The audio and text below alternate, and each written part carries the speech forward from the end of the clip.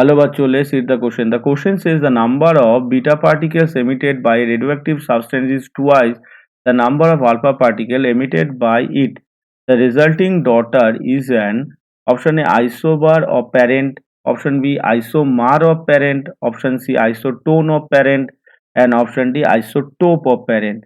So the question is the relation between the parent and the daughter nucleus after releasing alpha and the beta particles. ठीक है, तो अगर हम इस equation को ध्यान से देखें तो इस इक्वेशन में हम क्या देख सकते हैं। तो सपोज ये मान लेते हैं जो पेरेंट न्यूक्लियस है वो है एक्स, उसका साइन है एक्स, तो उसका एटॉमिक नंबर हम जेड और मास नंबर ए ले लेते हैं। अगर इसमें से हम अल्फा को रिलीज करेंगे, अल्फा मतलब क्या हुआ, इक्विवेलेंट टू हीलियम यानी 2 4 हो गया। तो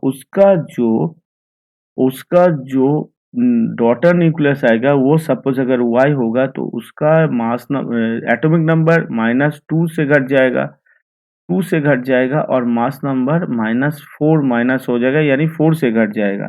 ये हो जाएगा हमारा डॉटर न्यूक्लियस। अभी इसको हम इसमें से अगर हम बीटा ट्रांजिशन को देखें, बीटा इज इक्विवेलेंट टू क्या होगा, बीटा इज इक्विवेलेंट टू और कुछ नहीं, बीटा इज इक्विवेलेंट टू हो जाएगा हमारा electron. Beta is nothing but equivalent two electron यानी -1 0।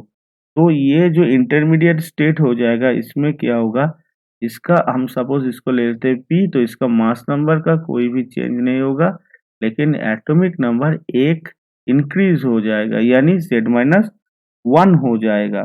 अभी क्या करते हैं, अगर इसमें से हम और एक बीटा को रिलीज करेंगे यानी -1 0 को, तो क्या होगा, इसका इंटरमीडिएट स्टेज को अगर हम इसमें क्यू लिख ले तो A-4 ही रह जाएगा ये, लेकिन ये इंक्रीज होके हो जाएगा Z। यानी यहाँ पे अगर हम देखें तो इसका जो एटॉमिक नंबर है, एटॉमिक नंबर सेम रह जाता है लेकिन उसका जो मास नंबर है ये चेंज हो रहा है।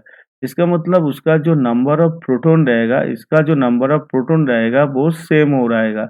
एक अल्फा और इक्विवेलेंट टू 2 बीटा अगर रिलीज होगा अकॉर्डिंग टू द क्वेश्चन, लेकिन उसका जो न्यूट्रॉन नंबर रहेगा वो चेंज हो रहा है।